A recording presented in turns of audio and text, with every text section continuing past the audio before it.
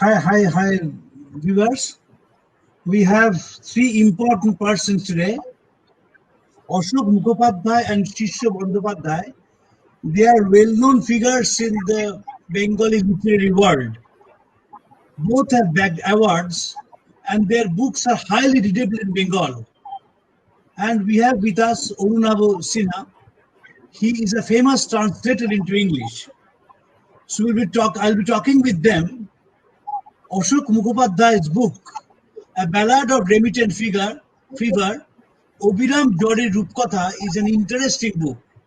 I personally feel that this is for the first time when a literature has ventured out this such an effort, because we have read in Bengali many books on doctors, many films have been made on doctors, but this is a book which deals with the medical practice, the science of medicine. So this is very interesting, and I shall be asking Mr. Mukhopadhyay to start his experience while writing the book, and where from did he get the idea? Because while reading the book, I find that since a new concept, it is very difficult to express that new concept through words. 100 years he has dealt the period between 1860 and 1960, 100 years, and during this period there was famine, there was epidemic, there was pandemic, and his book is very interesting. Those who haven't read the book, since it has been translated in English, is a must read for those who are cerebral. So Mr. Mukhopadhyay, I shall be happy if you start your experience while writing the book. Thank you, Torun. Um, about before coming to the book, let me give you some a bit background, very brief background, which interested me to write on this kind of subject. In fact, which had drawn me to write this kind of book.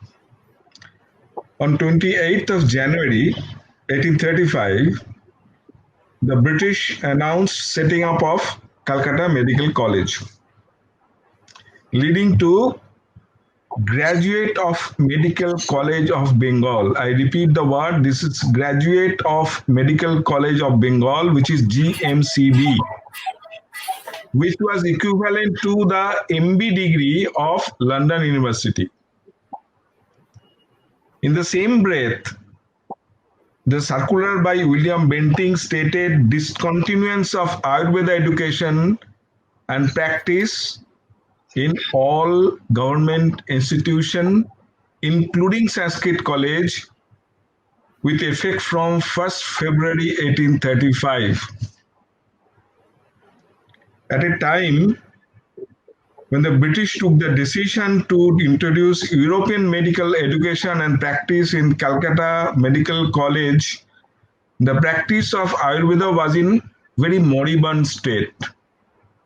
The Hindu form of education, quote unquote, the Hindu form of education was unable to solve many problems, including the lot of pandemics which happened in Bengal those days, like cholera, smallpox, plague, etc., etc. So the Ayurveda medicine couldn't solve the problem. In fact, the quote unquote Hindu form of medicine could not solve the problem.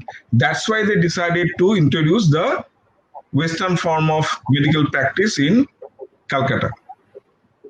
But interestingly, it had left the Ayurveda practitioner a little hurt and flabbergasted too.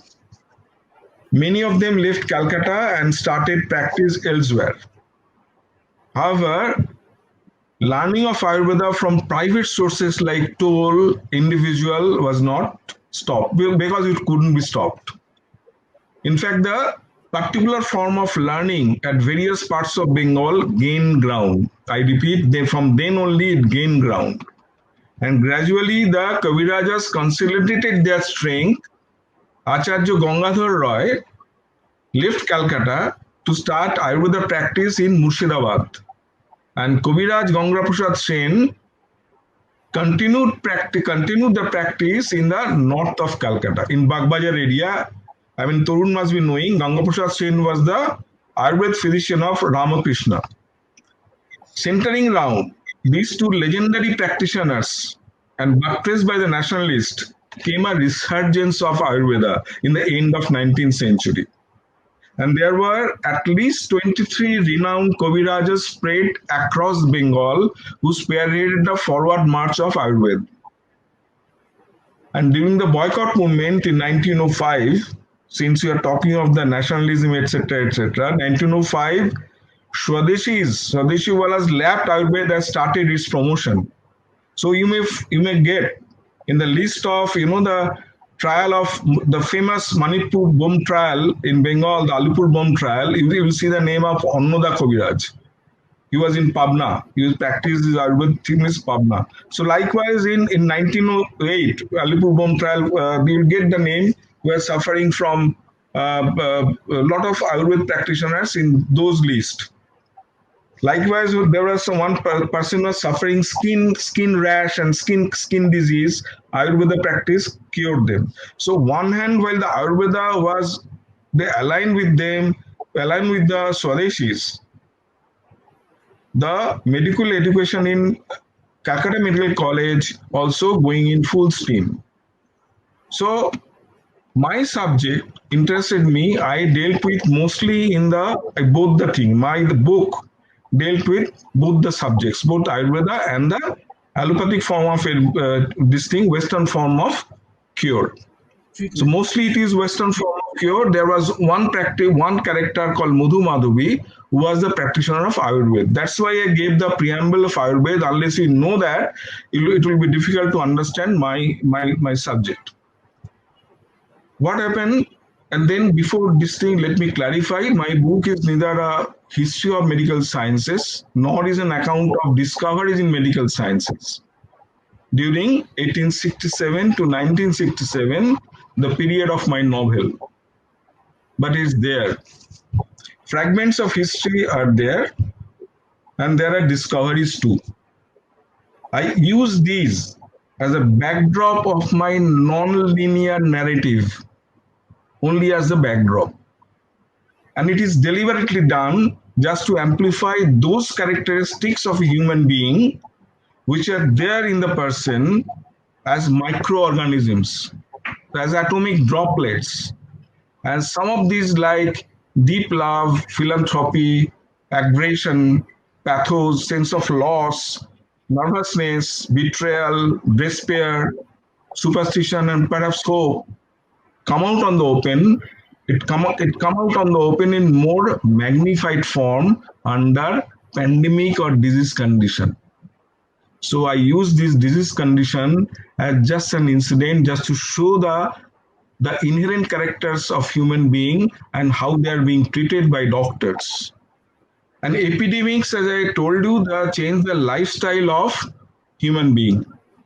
In the outside world, it impacts the urban planning, architecture, and public health issues.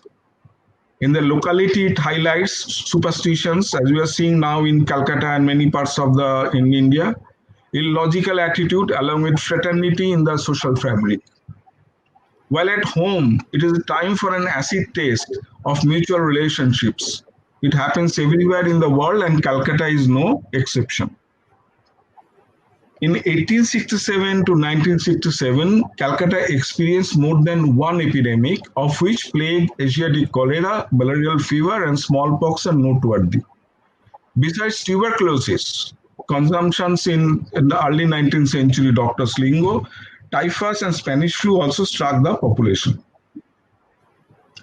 Plague prompted the British, as I am talking of the architectural town planning thing, the plague prompted the British to lay stress on the enforcement of hygiene in the city and suburbs. The underground sewerage network was commissioned, and that is the fallout of plague only. It happened in London, thereafter it happened in Calcutta also. Calcutta, then under the British rule, also witnessed the laying of underground sewers, the hallmark of the rulers. During the plague, Dr. Radha Govindo Kaur's contribution was immense, and his book on the disease is now a part of history. I read the book. While on one hand, the city chronicled the lack of empathy of the commoners towards the plague between human beings, the effort of Sister Nivedita to keep locality where she lived clean and her caregiver role were also recorded. Finally, much before the vaccine came to the fore,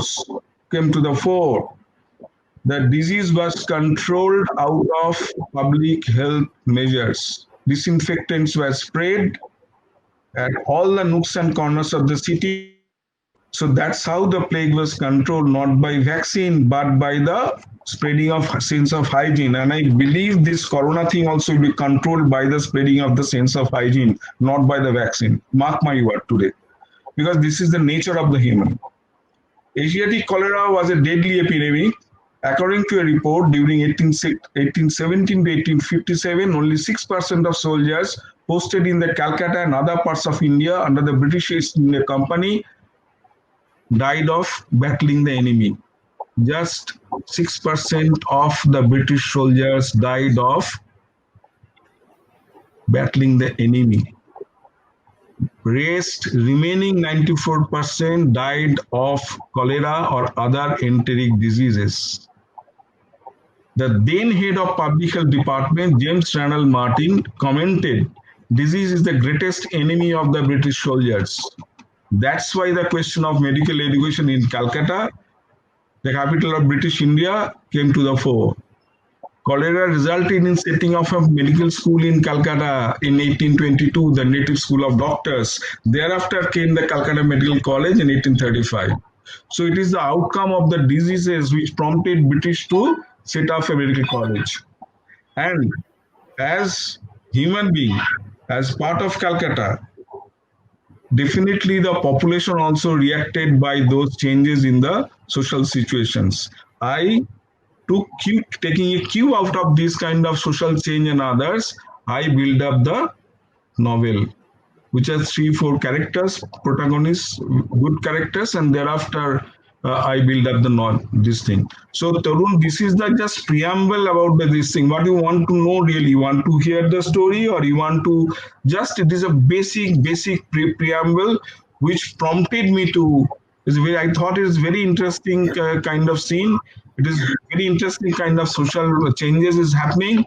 I took that changes as my subject of the novel. That's why I studied the practice of medicine. Literally, I have to read the textbook of those days. I have to study it thoroughly with the help of some leading doctors in Calcutta, and thereafter I wrote the book. So I've got a full understanding of the practice of medicine in those days. That's why I could write. So likewise, I have to assimilate some of the practice of Ayurveda in those days, and thereafter I could write the book. So my intent was to write the treatment procedure and how it changes over a period of time, which is 100 years. So that interested me. And thereafter I built up the character, thereafter I knew how to write it, and thereafter I did so many characters of different, in a Ghoshal family, it is an intergenerational drama, so built up with 4 characters of the same Ghoshal family who are the doctors. That's why I built it. So you want to elaborate, then you tell me, otherwise I'll stop here. How many books you read during this period, and how long you take to write this book? How many years? Look, how many years of effort? I read about 54 books that is there in this thing, but I think I read much more reports. I mean, books 54, 55, but I think that I've studied a lot of, though there are those magazines, those newspapers, that is another 15, 20 newspapers must be. And then there are magazines like Chikitsa Sammiloni, Shastro Sammiloni, and others they used to bring up. That Chikitsa Sammiloni is a very good effort by those doctors. They wanted to assimilate all the forms of medicine, like this Ayurveda and allopathic form of medicine. That was Chikitsa Sammiloni is a collaboration of the two. There were the cholera treatment by allopathic process and cholera treatment by Ayurvedic process. This story ran parallelly. So they wanted to make it without give up the fight, compromise. Let us exchange our views. Like Charak Shusruta, they exchanged our views and they did something like that. And thereafter, it took me I read about say 5 years. of the study and collecting the data, collecting the understanding the subject, that it took me about 2.5 years to write the book slowly, because I'm not a very fast writer like Shisho, a great writer. So you, I cannot write so that you fast. took, so you took 7.5 years to write your book, isn't it? Nearly Yes, 5 years you starting spent and 2 reading years. the books, and 2 years Yes, you. because So shall I move to Urnabu? Urnabu is now a well-known translator in the country. He has, to his credit, 56 books he has translated. But I personally feel that this book is the first of its kind which he has translated. Urnabu, I shall be happy if you say a few words on your translation. And when you are translating the books from Bengali, there are some typical terms in Bengali which are difficult to translate in English, but you have done it. So, will you please elaborate? Thank you for having me here, and thank you for that question. You said that this is the first book of its kind that I've translated. I think that applies to every book that I've translated. Every book is the first book of its kind in a particular way, one way or another. Um, I am I am not a literary expert. I am not even sufficiently well read in Bangla to claim any kind of deep or wide understanding of the terrain. I look upon my task more as a task of language. I read a text or I find out about the text which seems extremely exciting, and then my job is to take that text from one language into another. That's the way I look at it. I am what you might call an organic translator, which is that I don't go too much by translation theory. I've not studied any. So I just work. I just pick up the book, or increasingly nowadays, I work with the PDF on the left hand side of my screen, and I open a simple text file on the right and I start typing. And the one thing that I do when I'm translating is that I listen more than reading with my eyes. I listen to the text that is on the page in front of me. And my objective is to ensure that when my translation is done and when I listen to it, I feel like I'm listening to the same book. The reason I'm using the word listen is deliberate, which is that reading, while we read, while the eyes may be the means through which the text enters the brain, the mind then processes it with all the senses available to it. So we hear, we touch, we feel, we smell, we taste, all of these things come into play. So I try to bring at least one of those senses into my reading of the text. Beyond that, it's hard to say, it's up to the reader. The reader reads something. I hope they're reading the same book that I've translated and read. If they are, then I consider my job done. If they're not, then I consider that I failed in that book, but I move on to the next one. So that's how my translation works. It's a little bit of a drug in that, if you ask any full, I won't say full time, because we do have to do other things to earn a living. But if you ask any translator who works on an industrial scale anywhere in the world, not just in India, not just working out of Bangla or into Bangla, you'll find that for them translation is a drug and they cannot stop. And quite literally, this is not a joke. If I finish translating a book at 6 o'clock in the evening, I will start another one at 6:15 after a cup of coffee. So it is that kind of a drug which you can't give up. And I suppose that's what keeps all translators going around the world. We are, of course, very lucky in that we have books like Ashok Das and Shishos that are available to us for translation. And it is also very interesting, and I'm sure not a coincidence, that both these novels actually cover, largely they overlap in terms of the time period in the history of Bengal and Calcutta that they cover. And I'm sure you're going to come to that with following questions. One thing I just want to add, few people know that Rabindranath's Kabuliwala was translated by Sister Nivedita in England. When she was in England in 1899, she translated Rabindranath's Kabuliwala. This book finally reached Rottenstein through Abanindranath, and then to Yeats, and it was history. So we are all grateful to you because you have made both Sushila Sundari and this Ballad of Remittent Fever, that period of Bengal, international. Translation literature is coming up in a very big way in India. So you have made both the subjects, both the concepts international. I'll be moving to Shisho because he has also dealt with a unique subject, Sushila Sundari. Those who read sports history, they know Sushila Sundari's name, but to the rest of the country, she is a forgotten person. She died in 1924, almost a century ago at the age of 45. And she was the first person who showed her physical feats with tigers. In those days, animals were allowed in circus. And Priyanath Bose died a century ago in 1920 in Singapore. So I'll ask Shisho that what prompted you to pick up Sushila Sundari as a central character of your book, Tiger Woman, Shardul Sundari. Well, firstly, hello everyone. It's a pleasure to be here and talk to you all. It happened like this. Let me start with a very honest confession that I really disliked history during my school days. I didn't like history because all those years and dates to remember. And I was more into historical novels which had its roots in history, which talked about a particular incident, but it had its own area of imagination where it flourished with the connection with history. What happened is I got a book called Apurbo Bhramon Brittanto, Priyanath Boser Apurbo Bhramon Brittanto. It's in Bengali. It's basically a travelogue of a traveling circus owner called Priyanath Bose, who's a Bengali.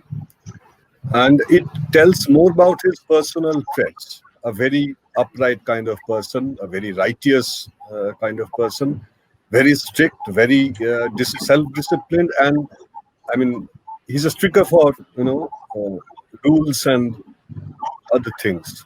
He wanted to play it in a very fair way, and it was about him. I mean, this travelogue. But after I read this, I told myself that I have never known of Bengalis who really attempted something like circus, which is a very physical affair, which is very physical, nothing to do with the cerebral Bengali image we always have in front of us. And then I started digging. Then I started reading more, and I found out about a time when Bengalis were just the opposite of the image we have now here. Like, Bengali means, I mean, all the Bengalis are poets. I mean, they have this kurtas and side bags, and Rabindranath and Sharat Chandra and other literary stuff on their table, on the reading table. But this Bengali person, he actually thought that physical fitness is as important as mental sharpness. And it was the time when he was a young man. In Calcutta itself, there are more than 50 gymnasiums. He established more than 50 gymnasiums because he thought it's very important to be physically fit. And this thought of Priyanath Bose was amalgamated with the idea of nationalism. Nationalism was on the rise. I mean, the Bengalis and the Indians are trying to prove a socio-cultural identity of their own against the British Empire. And circus was just a mode of representing that new identity, which interested me a lot. So I started to learn more, and I came to know about Sushila Sundari. So it happened this way that Sushila Sundari came much later. I was attracted to Priyanath Bose and his efforts and his thoughts, and then, as I said, I mean, we all know about this Indian Association, which later developed into Indian National Congress. We all of us, we knew about the building where it was formed, Indian National. I mean, it still has the board, but we never cared much. Like the nationalist movement, it started from Calcutta by a few handful of Bengalis, and also not only the political movement. I mean, in that Bengal, I mean, it was a religious renaissance has started taking place. Ramakrishna came onto the stage, and he's preaching some other sort of religious beliefs, which is something very new to India, to Bengal also. I mean, and then what I did is I drew a timeline, and I found out that many things are happening at the same time. It's Priyanath Bose, which is effort to build a national circus. It's Rabindranath and the Tagore family who are trying to, drive forward the sense of nationalism. It's Ramakrishna in Dakshineshwar. He's preaching new kind of religious thoughts and beliefs and practices, and all these things are happening at once. It's a very dynamic time. So I drew a timeline, and I started. It's like fixing a jigsaw puzzle. I mean, I started with a point where Shushila Sundari is taken into the circus by Priyanath, and she's being trained with the trapeze act. Then this Vivekananda, Ramakrishna, Keshav Sen, all those luminaries, Vidyasagar, of course, they started coming in and going out, and it became a story. I really didn't try very hard to write this novel. It just all everything fell into place. Everything fell into place. So that's my. I mean, it's my debut novel. I never wanted to write a novel before that. I am a journalist. I always worked as a journalist, but this is something. This is an experience I really like, and I got addicted. You can say, like Ashudha just said, like I write a lot. No, I don't. I don't have the time to write a lot, but I mean, interesting subjects and themes like this. Thoughts like this always, provoke me. That's what they do. So that's the basic story of writing. In your book, please. You have referred, you have mentioned the name of Swami Vivekananda. Swamiji was the first Indian to say that you should know Gita better than your biceps. He started practicing wrestling in Ambika Charan Guho's gymnasium, Then he said that if you are a Bengali, you'll be nearer to heaven through football than through the study of Gita. It is said that he played cricket at Town Club, and he participated in Hindu Mela and won a prize while showing feats in parallel and horizontal bars. So nationalism has another aspect also. And interestingly, they were interested in Indian form of fitness. They didn't practice bodybuilding. They practiced wrestling. They were expert in playing lathi. They were expert in playing other Indian games. And this is very interesting. And while reading your book, Shushila Sundari, he had tremendous physical strength and confidence. Unfortunately, she was attacked by a tiger, and she was crippled for many years, and she couldn't join circus anymore. But her physical strength was unique, and particularly the portion you showed that when Priyanath picked the two sisters, and slowly how he was developing them. Even Priyanath looked after their protein food. The money was not enough which he was giving. Yes. he looked after the protein food. Protein was required. So I personally believe that this is a unique book in Bengali literature. There is a book on circus by Priyonath San, Bangali Circus by Obanendra Mohan Bose. But your book, since it's a novel and historical novel, it occupies a unique place in Bengali literature. Urnav, I'd like to ask you one thing. You told me that you keep the Bengali version and then you translate.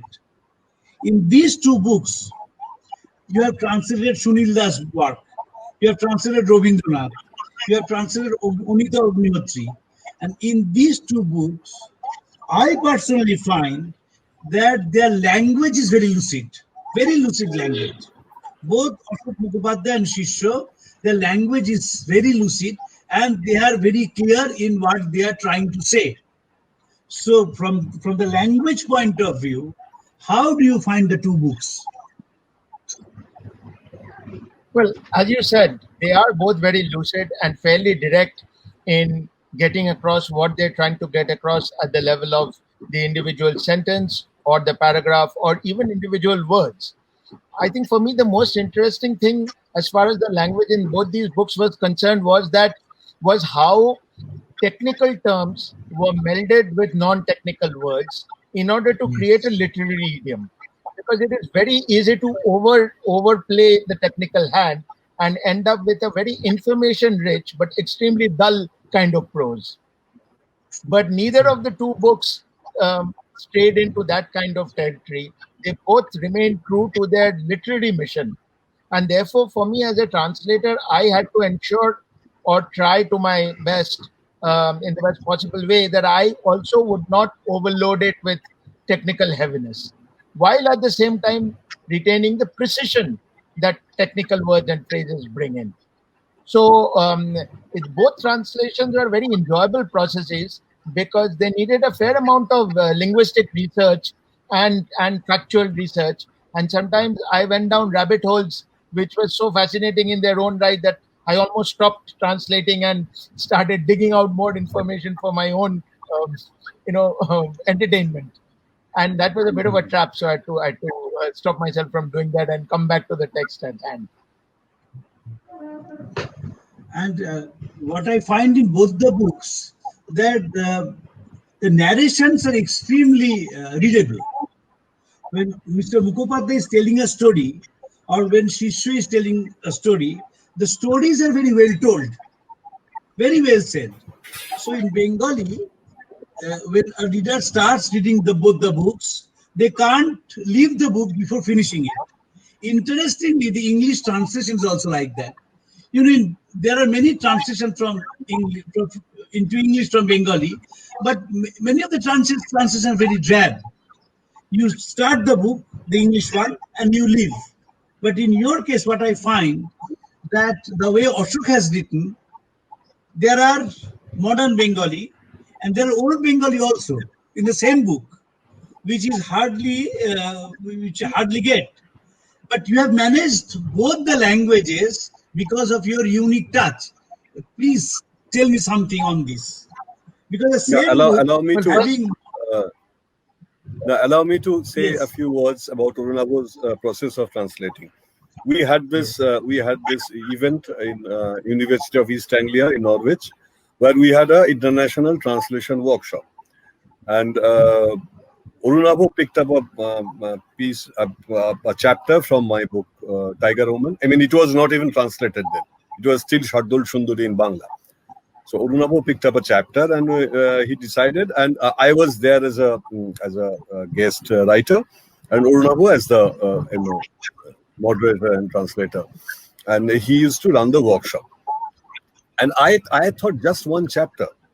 I mean, it's a 7-day workshop and just one chapter. And then I saw how painstaking a translation can be. Like with a single sentence, I remember once we were talking about these words which are difficult to translate. There is one simple word called magi. When you refer to a woman, as a very lowly and like that, you say magi. and we spend a whole afternoon, trying to, translate that, trying to approach that word, and we wanted to. I mean, Orno wanted to, be sure like this is the right word to replace that word Magi. So translation. I mean, or he does his job very, he's very finicky, I guess. But he's very meticulous. Yes, he is. But he is very patient with his students. So that pays off, I guess. I mean, that pays off with his translation. Yeah, please don't know. Carry on. I just thought I would share this. Yeah. No, thank you. Yes, that's a lovely memory, and that's how actually the translation of Shardul Sundari began. So yes, I think if you are led closely by the text, then you will inevitably reproduce what is in that Bangla version in my case, or in the version of Spanish or French for someone else. So as long as you don't insert yourself as a person with opinions and who thinks they can write better than the writer, as long as you don't try to do any of that, and you're just trying to be very transparent and just trying to follow the text very closely, and you have a reasonable ear in being able to tell tones apart, and you have some sense of which part of time a particular idiom is coming from, whether it's Sadhu Bhasha or Cholti Bhasha, or whether it's from the 1920s or the 1970s. If you have a sense of some of these, which does not, none of which comes, by the way, from formal education, but only from reading. The more you read, the better sense you have of how language is used and how it is manipulated and how it is exploited and how it is molded. So you follow the text closely, and then it's a question of, I suppose, whether you can also express yourself in the target language smoothly, in a way that what you're hearing, as I said, is also what you're writing in that other language. So as long as you don't have a problem writing in the language into which you're translating, but you're not inserting yourself as the writer, but you're following the text, I think whatever variations there are in the text in one book, between the books of different writers over different periods, all of them will be reflected by that one law. Follow the text. Follow the text very, very, very closely. I don't mean literally. I just mean closely. You follow the structure, no? You follow the structure of the Bengali text. I follow the structure in the sense of you can't follow the syntax all the time at the level of the sentence, because, for example, Bangla, like other Indian languages, often the exposition comes at the end. So in Bangla you will say, "Jokhon bari theke berolam brishti porchilo." If you translate that in the same syntax into English, it would be, "When I left home, it was raining." But chances are a natural speaker of English will say, "It was raining when I left home." So the surprise that often comes at the end of the Bangla sentence does not naturally work in English, because you end up putting commas instead of letting the sentence flow. So sometimes you have to reverse it, and that's something you have to make sure that your text is sitting in the same way in the translated language as it is in the source language. So if in the source language I'm reading a text quickly because of the way it is written, I must also be able to read the text quickly in the translated language. I cannot then translate it in a way that will make the reader halt or stumble. On the other hand, if the Bangla text that I'm translating is one that requires the reader to stop, reflect, think about things, then the same thing has to be achieved with the English version as well. And so here I go by what the text is making me do. If it is making me read quickly, I will try to make the translation in a way that I can read it quickly. If it is making me interrogate the text, because there are some very strange things in the text, and if you're reading Kamal Kumar Mojumdar, you are actually interrogating the text all the time, right? Because you can't skim, you can't skate on the surface. So you have to ensure that after you've translated the words and the phrases and the rhythm, that the same effect is achieved with your translation. So I guess that's the real challenge. I know you have a very busy schedule in Delhi. How long do you generally take to translate one chapter? I know there Well, is no hard and I fast rule. Yes. no, I usually set myself a target of translating 3,000 words a day, 3,000 words in translation. I don't always meet Of, of, the target, but that's my daily of, target. of the same author or of different authors? When you're Depends. translating, do you depends? Fine. But Depends. 3,000 words a Usually, day. well, yes, 3,000 words of translated words a day in a draft.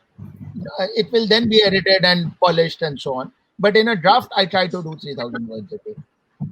Because translation is also a flow kind of writing. You can't go very slowly with Yes. translation. No. Then you lose the voice, you lose the rhythm. Yes. So you have to go fairly quickly. Sometimes if certain words are bothering you, you leave those words as they are, but you don't interrupt your flow. You can always go back later and, as Shishra said, painstakingly look at the best equivalent for a particular word or a particular phrase. But in the flow of the sentence, leave it be if you can't find an equivalent right then. It's very interesting to talk to a translator because we have translations into English from Bengali, and I have read some of the books, but your book, I'm so amazed to see that if we read the book side by side, the Bengali and the English, both the languages, they emit the same flavor. This is unique. English language, the Well, construction is different, the structure is different, and in Bengali, the expressions are also different. But you have translated so nicely that when you read the two books side by side, you get the same flavor. This is unique. Yes, you Sushila mentioned Sundar. that about Shardul Sundari and Yeah. Tiger Woman. And, Like you, yes, I mean, yes, both yes. the books you finished overnight. Like, yeah, Yes, with the yes. same kind of feeling. And also Mr. Mukhopadhyay's Ballad of Remittent Fever. It's a very you can't browse. No, you can't browse through. It's a very serious book. One has to read it very carefully because if you read it casually, then by the time you reach the 15th page, you manage to forget page one. But your translation is so good that it takes the reader forward. It takes the reader forward till the reader finishes the book. This is what I find very interesting, Amitabh, Arunabh, in your work, in your translated version of the book. It's really unique. And I personally believe that people who are really interested in Bengali, interested in literature, and those who know English, it is a must read for them, both the books. Because if you read the books, you understand Kolkata's history. And in 1860, Kolkata was the capital of the British Empire.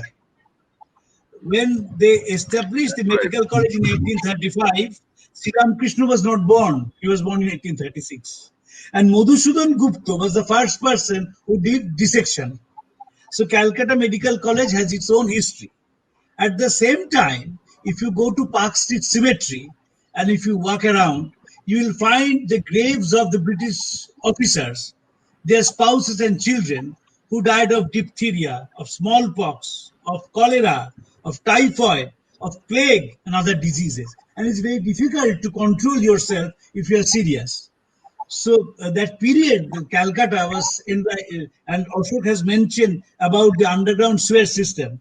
The underground sewage system was introduced in London in 1861. Then it came to Hanover in 1863. And in Kolkata, it started in 1867. And during mutiny in 1850, before mutiny, there was scarcity of water. Similarly, we had the underground water line from Polta to Tala and then to Esplanade.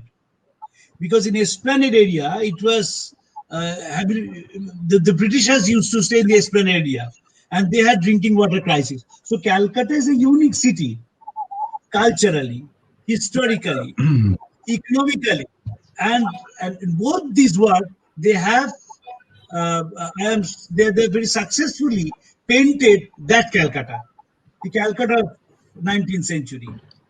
Shishya was describing a scene where Priyonath Bose, he met Swami Vivekananda, who was on way to college, carrying two books in his hands.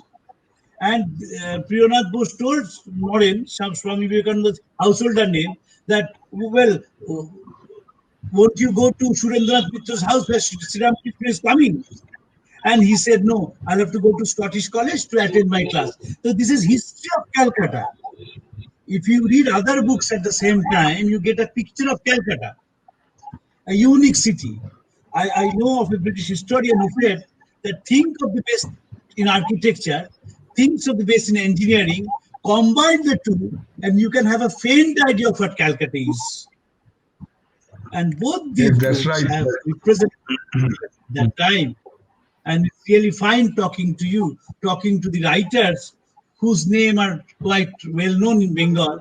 And it's really, I am very happy to talk to Arunabhu, because it was an experience to know how he translates things and how he gives an international touch to a local issue. You have made both the writers and their concepts international. Thank you. Yes, Tarun, you are right. Just to add one line here, I think Arunabhu may recall that Austrian lady who doesn't know Bengali, neither she came to Calcutta ever.